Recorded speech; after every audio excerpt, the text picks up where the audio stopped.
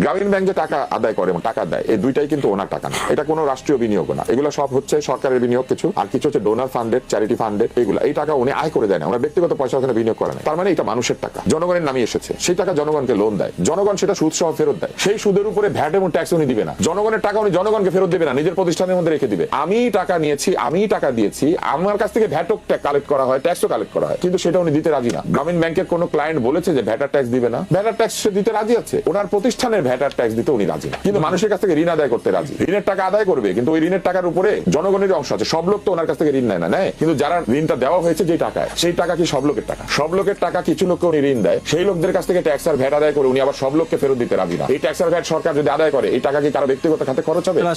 রাষ্ট্রীয় খাতে খরচ হবে। এই কারণে ওনার সময় কর আদায় কমে গিয়েছে, ট্যাক্স কমে গিয়েছে, কারণ উনি নিজেই তো ট্যাক্স দিতে রাজি না।